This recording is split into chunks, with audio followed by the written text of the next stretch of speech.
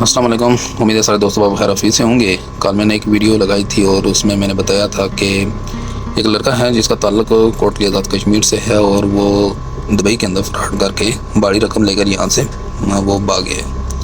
और बहुत सारे दोस्त अहबाब ने इसके ऊपर सवाल उठाए कि जी वो रकम कैसे लेकर भागा है और इतनी रकम लेकर वो नहीं जा सकता, ये फ्रॉड है, ये झूठ है, ये सब कुछ है। कुछ लोगों ने कहा कि जी वो बगैर पासपोर्ट के वो मुल्क से नहीं जा सकता।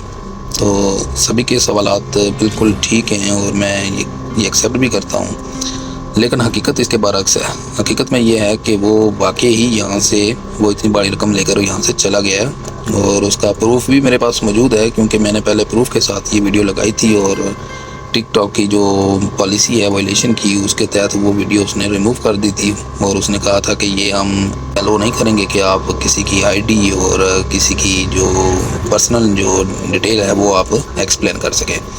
तो इसलिए फिर वो ने दोबारा से वो वीडियो एडिट करके दोबारा लगाई थी। तो और इसमें मैंने वो प्रूफ नहीं दिए थे, मेरे पास वो प्रूफ भी मौजूद हैं। और बाज़ाब्ता वो लड़का जो यहाँ से भाग कर गया है और उसने हम बाज़ाब्ता तौर पर मैसेज करके ये बताया कि मैं पाकिस्तान पहुँच चुका हूँ और जो कुछ करना है वो कर लो। तो मैं आप तमाम दोस्तों से ये रिक्वेस्ट करता हूँ कि ये हकीकत है और ऐसा हो सकता है।